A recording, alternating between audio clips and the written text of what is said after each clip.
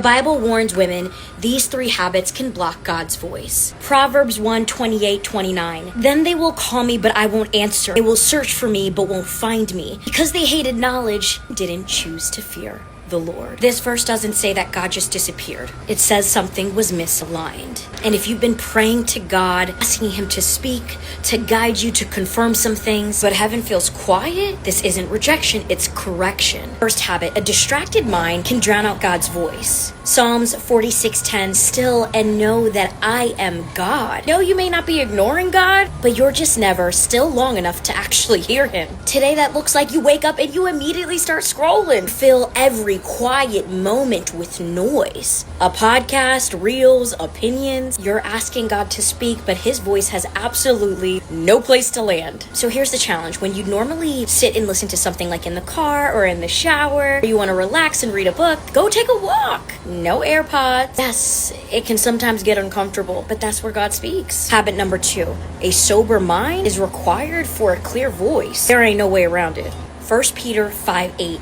Be sober-minded, be alert. Your adversary, the devil, is prowling around like a roaring lion, looking for anyone he can devour. Resist him.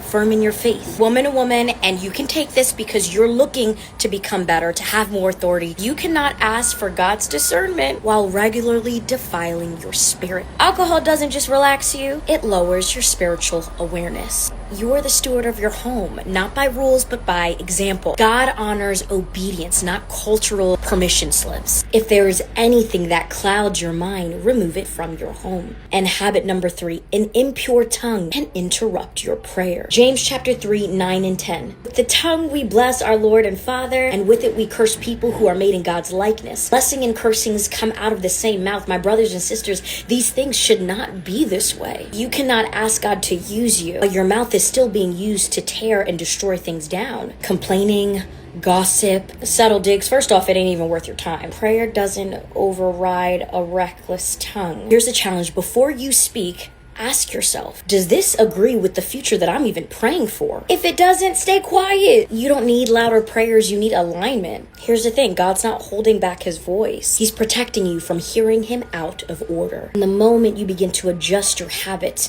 and become more holy, remember, holy is not about perfection. It's about how quickly you return back. At the moment you adjust your habits, obedience will follow. In John 10:27, my sheep will hear my voice. Stop letting the enemy convince you that you are far away from God. You are just one obedience shift away. If you feel convicted and want that daily support, go ahead and comment prayer below. I'll send you a prayer email at 5 a.m. every single morning to help you walk this thing out biblically.